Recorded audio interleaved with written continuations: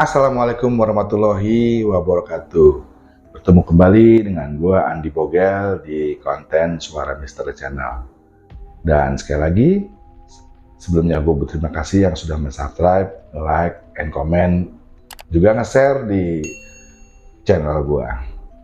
Dan tidak lupa kalau jika ada lanang leading atau netizen yang ingin podcast atau bergabung di Suara Misteri Channel, silahkan hubungin gue di bawah sini. Dan nantinya kita bisa bertemu dan kita bisa podcast. Pantengin terus Suara Misteri Channel dan gua akan hadirkan narasumber yang mempunyai cerita lebih menegangkan, lebih menakutkan, dan lebih wadidaw.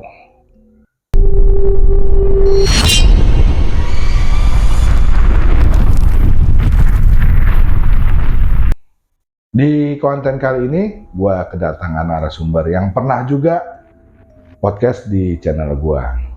Dan mungkin dia punya cerita atau pengalaman mistis yang lain.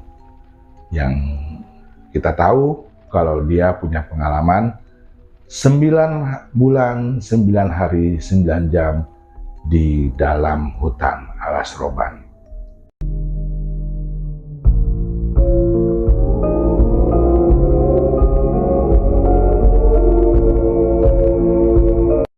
Yuk sama-sama kita dengerin, kita kepoin kira-kira pengalaman mistis apa waktu dia berada di dalam hutan Alas Roban. Deki, Siap bang. ketemu lagi kita. Sehat Ki ya? Alhamdulillah. Yang penting sehat aja dulu ya. Siap. Nah, kira-kira pengalaman mistis apa nih Ki waktu di Alas Roban dari awalnya gitu? Nah, untuk dari awalnya itu jadi gini bang, saya kan pertama kali itu ikut haul di Cirebon, Keraton. Iya. Nah, dari situ banyak tuh dari segala macam penjuru lah. Niat saya sebenarnya itu cuma satu. Saya pengen ilmu kolbu atau bisa dibilang sedulur papat 5 pancar. Dan itikat saya itu juga ingin mengambil pancasona. Dalam kata arti, pancasona untuk diri kita sendiri. Itu pada tahun berapa ya kalau boleh tahu? Itu kurang lebih 2012-an bang.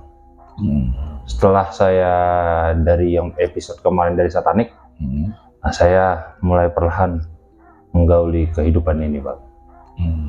Nah udah selesai dari situ, saya haul, kita ngobrol, biasa kan ada permintaan atau pengasahan ibaratnya kalau di kita bilang. Ingin mau ke arah kemana? Nah singkat cerita dapat tugas lah saya di Alas Roban bang.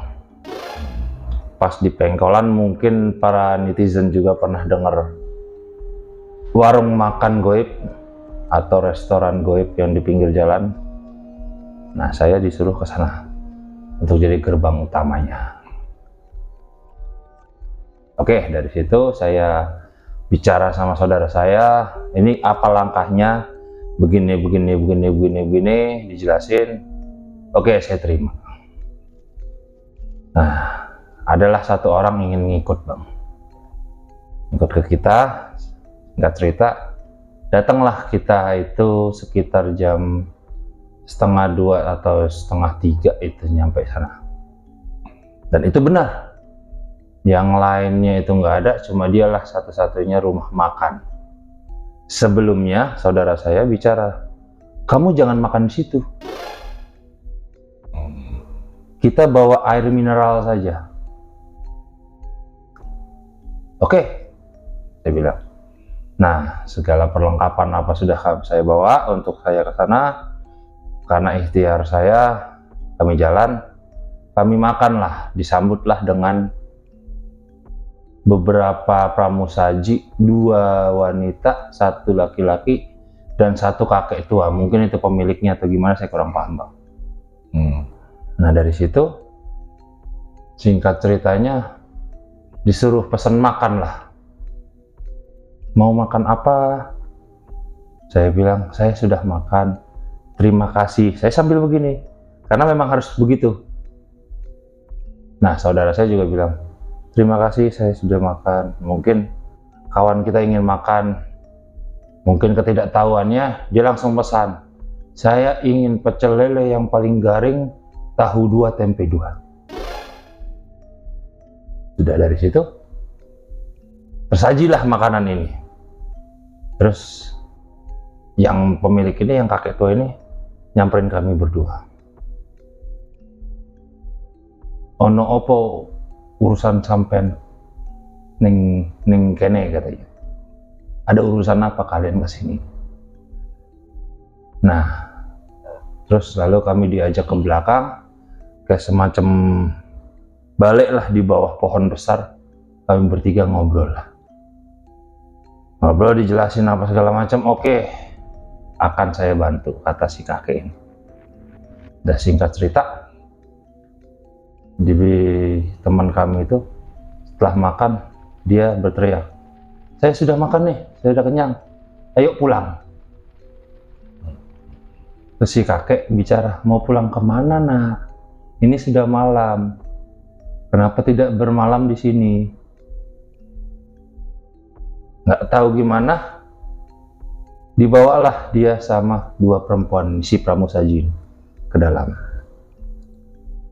Dari situ nggak kelihatan lagi tuh manusianya kemana, Bang. Oke, setelah dari situ saya ditinggal, saya dipandu lah masuk ke dalam itu. Yang tadinya pagi, pas masuk itu langsung siang, Bang. Secara naluri manusia saya berpikir, kok tiba-tiba bisa siang?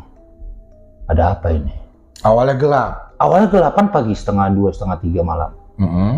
Nah, pas ngelangkah lewat pintu yang dia tuju, yang diarahkan sama dia, langsung siang. Dari situ dia cuma pesan 2 pesan. Yang pertama, semua di sini boleh kamu makan terkecuali jangan pohon yang di ujung sana ya. Nunjuknya sebelah kiri begini, persis begini. Dan kamu jangan ngelewatin tali merah ini. Yang tadi kita lewatin, kamu lihat kan ada seperti benang merah. Iya Ki, saya bilang. Ya sudah, selamat bersemedi, selamat beraktivitas di dalam. Semoga apa yang kamu inginkan tercapai. Oke, semenjak dari situ, awalnya sih nggak ada masalah. Lambat berjalan, masuk ke dalam, makin ke dalam, ada suara anak-anak seperti berlari dan ketawa. Ada wujudnya? Ada. Itu rambutnya gondrong semua, segini semua. Saya nggak tahu apa itu. Setelah dari situ, saya masuk lagi ke dalam. Berhubung saya lapar, saya melihat ada kayak semacam rambutan, saya naik lah. Nggak tinggi memang, palingnya cuma semeter setengah lah, Bang. Nah terus pas saya mau manjat, tiba-tiba kayak gempa gitu. Dung dung dung dung. Ya kalau kata orang, kayak raksasa jalan lah. Saya nggak berani ngeliat tuh, karena saya tahu saya bukan di alam saya lagi. Dah dengan lahap saya makan tuh rambutan, saya kumpulin, saya bawa plastik. Ada suara bergema, kamu siapa? Untuk apa kemari? Langsung saya turun, saya duduk sila. Mohon maaf Ki, saya di sini izin semedi. Saya di sini izin meditasi. Saya nggak ada niat ganggu, saya nggak ada niat yang macam-macam. Setelah dari situ, tiba-tiba jalanlah dia, terus hilang. Nah, lanjut hari berganti, sehari, 2 hari, seminggu, 2 minggu, pas sampai 2 bulan itu mulai sedikit mencekam, Bang. Dari hewan buas, harimau, ular, serigala bahkan ada, saya bingung kenapa kok bisa ada di situ ya, saya nggak tahu. Sampai makhluk-makhluk yang aneh pun ada. Dari situ, karena saya sudah terbiasa sih ya, saya anggap itu hal yang lumrah lah. Sampai suatu ketika juga saya lagi tidur, yang namanya segala jenis demit, masih demit ya Bang, atau lembut itu ngumpul ngiterin saya bang. Seperti siapa aja tuh?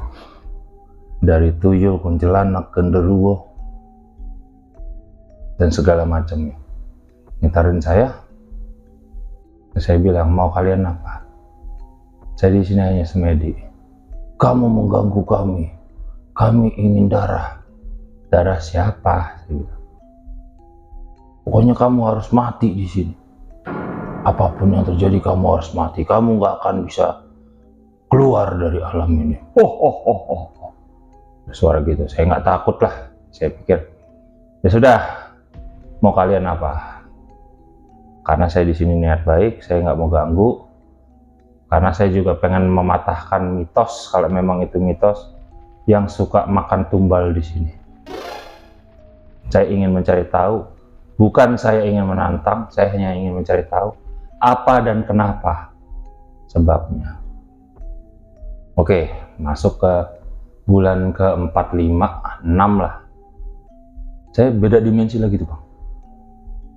Jadi dimensinya kayak macam kerajaan, semacam kerajaan kuno lah, yang masih untuk yang laki-lakinya cuma pakai begini, sama kayak sarung apa sih, kayak batik begitu, sendalnya masih sendal rotan. Asik nih saya bilang. Itu jantung begini bang, udah kayak mau mampus. Udah matilah saya bilang. Nah, saya maju. Assalamualaikum, saya bilang. Iya, kenapa? Ini mohon maaf, ini tempat apa ya? Oh, ini kerajaan kami, kerajaan Nyirul namanya. Nyirul, mereka bilang Nyirul. Nah itu di depan itu kayak semacam candi Borobudur begitu yang tinggi, kayak arca begitu, tapi bentuknya itu kayak piramida juga bang. Nah itu emas semua.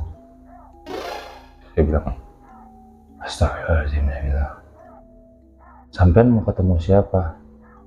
Saya mau meditasi di air terjun 9 bidadari, saya bilang. Oh iya, monggo silahkan. Dan dengan bijak apa segala macam, saya diarahkan. Setelah sampai pemandian itu, ada satu putri bang. Putri dengan selendang hijau, lagi ada di situ. Saya secara nggak refleks, saya langsung buang muka kan, karena dia di bawah air terjun itu, nggak mungkin dong saya ganggu kan. Dan dari situ apa segala macam, saya langsung bilang sama si penuntun saya ini, mohon maaf mbah, iku sapo? Oh itu ratu, sini nggak masalah, yang penting kamu nggak ada niat macam-macam.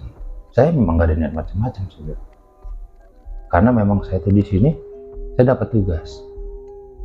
Apa memangnya? Sedulur papat 5 pancar. Hah? Langsung seperti tercengang dia. Yakin kamu bisa katanya? Insya Allah saya kuat. Nah singkat cerita itu ratu naik, nyapaklah ke saya. Kamu siapa ya, kok jarang kelihatan? Saya cerita gini deg-degan loh. Connect ke sana kali. Udah. Saya bilang, saya dari kesepuhan, saya ingin ke meditasi, izin ratu untuk meditasi di air terjun bidadari. Oh ya udah silahkan. Sedulur papat 5 pancar kan, saya bengong gantian. Kok dia yang tahu? Nah si kakek yang mengawal saya ini udah nggak tahu nih kemana wujudnya. Nah udah setelah dari situ, saya di situ selama 6 bulanan, 5-6 bulanan terakhir lah saya di sana. 4 bulanan lah saya di sana. Saya selalu, untuk jam sana ya bang, saya selalu berangkat habis isya. Pulangnya selalu subuh. Karena memang syaratnya jangan sampai ada matahari terbit menurut sana.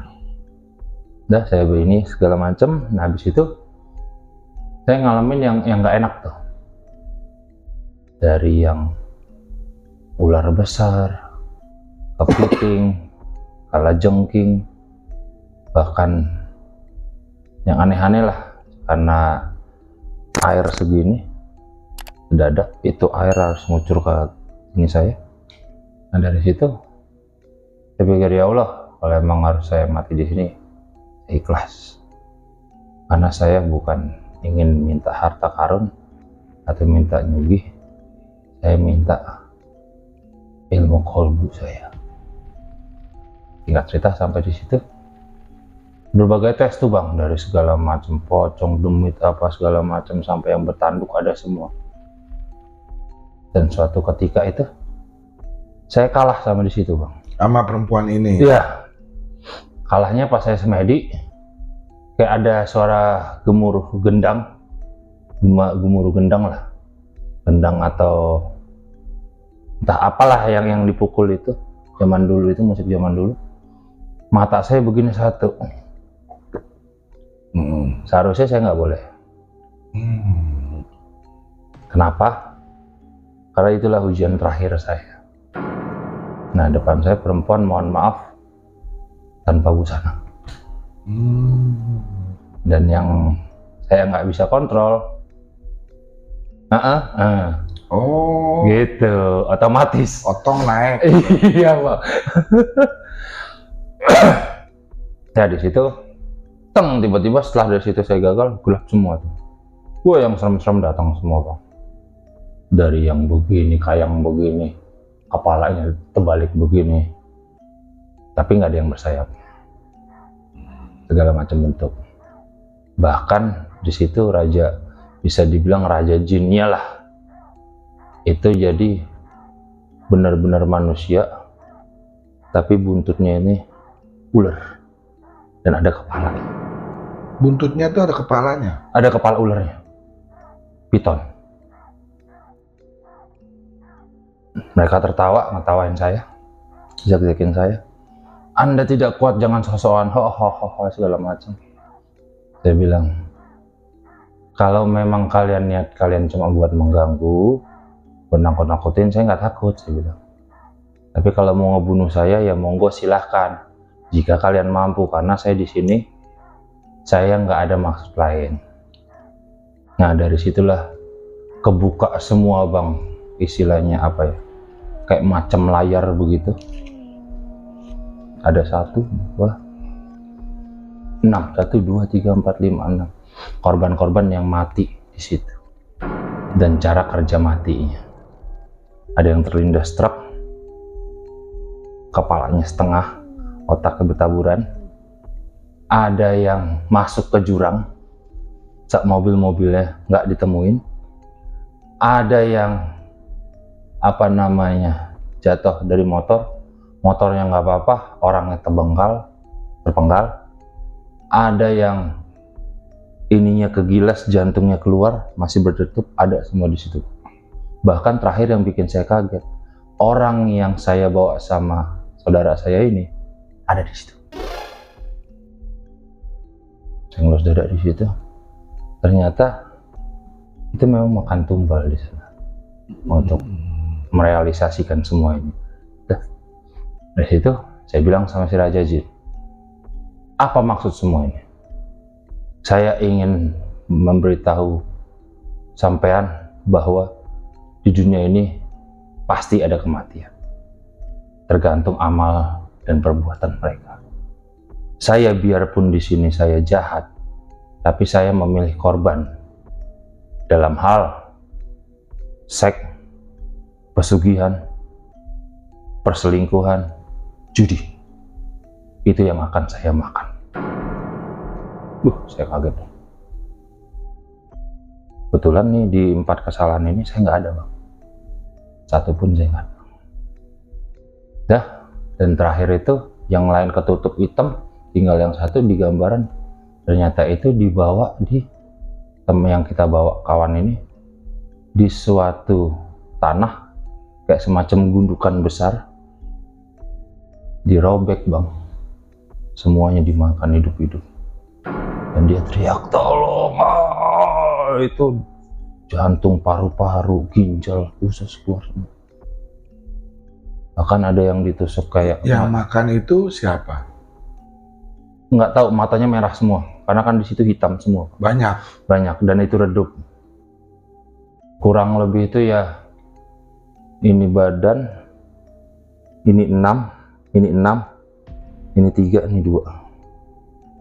Wah, semua dimakan hidup-hidup.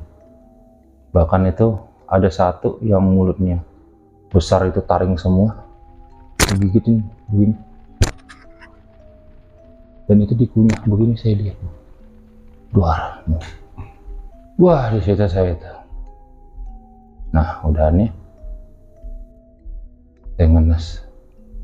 Berarti saya melakukan kesalahan, saya melakukan dosa, menumbalkan seseorang. Nah, dari situ dia pergi. Sebelum dia pergi, selamat, Anda bisa mendapatkan apa yang kamu mau, tapi untuk pancasonanya Anda tidak lulus. Cuma hanya mendapatkan sedulur papat 5 pacar. Nah, dari situ saya mau keluar. Nah, itu saya semacam dihalang. Nggak tahu, anak buahnya nggak tahu apa. Saya kayak macam dikurung, kayak kurungan baja gitu bang, tapi api semua. Saya bilang dalam hati saya, cobaannya kok begini berat. Saya bilang. Ya, saya tenang, saya duduk, saya baca apa yang bisa saya baca, saya yakinin. Tiba-tiba tuh kakek datang lagi. Kakek yang pakai rotan, sendal rotan. Iya, yang pertama. Oh, yang pertama dari warung. Yang pertama dari warung. Datang bawa tongkat plus sama saudara saya. Dan si kakek itu tertawa terbahak-bahak. Apa saya bilang? Sampean raiso untuk menggapai itu, karena tidak semua hanya orang-orang sakti dan syekh yang bisa. Iya mbah, iya ki, saya salah. Saya terlalu yakin dan terlalu egois dalam hal ini. Tolong bebaskan saya. Terus saudara saya bilang, hanya keyakinanmu yang bisa ngelepasin itu belengguhmu. Karena ternyata itu yang ngurung saya itu kesalahan saya dan dendam saya masa lalu, Bang. Bukan dari kuasa mereka ini. Udah, dari situ saya mohon ampun sama Yang Maha Kuasa. Saya nangis, saya sujud, saya sholat. Perlahan itu kurungan api itu mudar, Bang, keluar ke atas. Dan mereka bilang, sudah cukup? Sudah? Ya udah, ayo kita pulang. Nah, pas mau keluar, saya tiba-tiba kayak ditarik begini, Bang, tangan besar. But, saya otomatis ketarik dong. Yes, dari situ masuk ke dalam goa, Bang. Dan saya dinyatakan 7 hari hilang. 7 hari hilang? Hilang. Saudara situ nggak ditarik juga? Enggak. Karena dia nggak tahu, ya ibarat mungkin ada 2 meter atau 3 meter lah jarak kami jalan. Karena kan tenaga saya habis, pikiran saya kemana-mana, saya jalan kayak terengah-engah gitu, Bang. Lambat, saya kayak ditarik. Nah, kenapa dari situ dinyatakan hilang 7 hari. Masuk ke dalam goa. Saya mikirnya goa, karena apa? Itu kayak macam batu murung begini. Nah, saya nggak sadar apa segala macam. Ternyata saya ketemu yang namanya perempuan pakai gaun hijau, selendang hijau. Permisi, saya di mana? Sambil terengah-engah napas saya. Kamu sudah nggak apa-apa, kamu sudah selamat. Hanya kamu orang yang bisa selamat dari mara bahaya ini. Lah, memang kenapa? saudara saya mana, kakek mana, kakek siapa, kakek penjual makanan yang mana, kalau saudaramu ada tuh di depan. Saya makin bingung dong bang, kok di depan sih, perasaan tadinya di alas roban nih. Dah saya ikutin apa segala macam, saya keluar. Bener aja bang, saya dalam goa ternyata di pantai selatan. Nyambung. Nah udah dari situ terus saya pamitan, saya pamit izin ya Nyi. Iya nggak apa-apa, nanti suatu saat mainnya ke sini, jangan lupa sama Bunda. Tak langsung saya nyambung bang, kata Bunda itu. Dia keluar nembus batu itu, gua batu itu, naik kereta yang ditarik sama 4 ular, Bunda Ratu. Disitulah pertama kali saya ketemu bang, cantik banget. Nah dari situ saya tanya sama saudara saya ini, emang saya berapa hari di sini? Kamu dinyatakan hilang itu 7 hari. Saya nyari pun sampai ujung pun kamu nggak ada. Ternyata pengabaran dari pusat, kamu sudah ditarik ke pantai selatan. Sama siapa dan bagaimana? Sedangkan alas roban dan pantai selatan itu kan jauh, saya bilang. Nggak nyambung. Saya bilang. Ya nggak tahu saya. Yang penting kamu selamat. Saya juga sudah senang. Dan saya mohon maaf kalau misalnya ini ada kesalahan membuat kamu seperti ini. Oh nggak apa-apa. Karena memang ini mau saya, mau diri saya tidak akan menyalahkan siapapun. Nah semenjak dari situlah saya mulai bisa tuh dari apa segala macam, ditambah lagi yang satanik kan. Tapi terkadang hidup itu untuk tidur susah bang. Jadi bawaannya tuh tiap malam setelah ngejalanin ini tuh bawaannya maunya tidur pagi aja. Tidur pagi? Iya, nggak bisa kita tidur malam gitu, nggak bisa. Bawaannya harusnya tidurnya pagi aja, minimal ya lewat subuh atau jam 6 baru mulai bisa tidur. Saya nggak tahu kenapa. Sempat juga saya ditanya sama orang, emang kamu kemana gini-gini. Bahkan atasan saya juga nanya, saya cuti. Saya bilang aja istri saya hamil, jadi saya harus nemenin dia karena hamilnya hamil prematur. Ya demi ini nggak mungkin dong saya buka ke semua kan, mungkin kalau kita cerita ya ini hanya dongeng ini kepada orang yang nggak percaya kan gitu bang. Ya udah mulai dari situ perlahan kehidupan baik apa segala macam. Nah si yang devil ini masih nyerang saya terus nih, masih ngintilin saya terus nih, gimana nih cara matiin. Udah dari situ segala macam ya alhamdulillah saya bisa lepas semuanya dengan bantuan ini. Dan yang orang bilang Bunda Ratu itu seperti ini, seperti itu, seperti ini, saya cuma bisa senyum doang bang, karena saya udah benar-benar melihat seperti apa beliau, baiknya beliau, ramahnya beliau. Dan untuk yang salah mengartikan dia ini, ya mohon maaf, itu dosa kalian lah. Itu bang.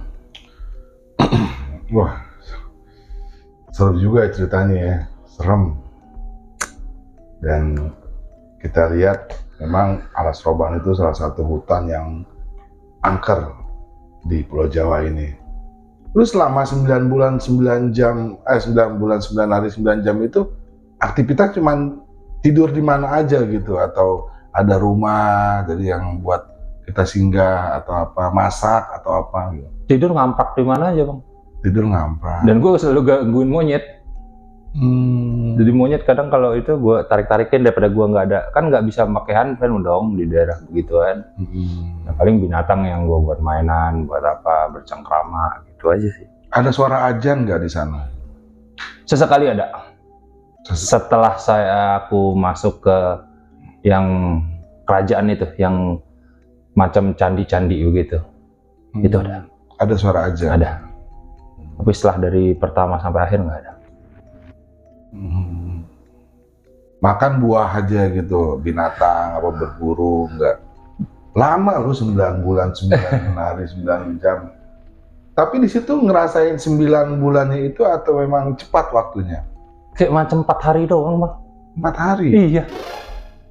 Tahunnya 9 bulan, 9 hari, 9 jam, kantor. Kantor satu, kedua kan saya bikin alarm di jam. Jadi di jam itu kan ada tanggal, Bang. Saya bikin tak hari ini saya begini. Nah itu sampai saya keluar, sampai Jakarta saya cas, saya lihat tanggal, terus saya buka tanggalan. Udah 9 bulan, 9 hari nih. Saya bilang gitu. Dan itu juga dibuka juga sama saudara saya. Itu kamu pas menggenapi apa yang diperintah sama pusat 9 bulan, 9 hari, 9 jam. Nggak kurang, nggak lebih. Nggak kurang, nggak lebih. Ya. Dan masih ingat di dalam-dalamnya itu ada apa aja di dalam hutan dunia lainnya Alas Roban ini? Ingat. Ingat ya? Ingat. Dan yang lebih parahnya ya kalau malam itu. Jadi pas meditasi, saya bilangnya meditasi ya, Bang. Meditasi di bawah air terjun itu, yang ngisengin banyak, Bang. Seperti apa aja tuh? Rambut panjang ikat ngelilit, pengen ketarik ke atas. Nyentilin kuping, nyabutin bulu kaki, berasa. Tapi kalau kita ngelawan, kalau belum sampai ke tahap 3, saya bilangnya tahap 3 ya, itu pasti mati, Bang. Dan nggak bisa pulang. Korin kita tinggal di situ. Tinggal di situ. Iya. Tuh. Kan kalau seandainya kita berani nekat kayak gitu ya konsekuensinya kita meninggal ya. Pasti mati. Meninggal. Ya udah, Ki. Siap. Thank you nih. Cerita yang bagus, yang menegangkan. Pantengin terus Suara Misteri Channel dan gua akan menghadirkan narasumber yang mempunyai cerita lebih menegangkan, lebih menakutkan, dan lebih wadidaw. Assalamualaikum warahmatullahi wabarakatuh.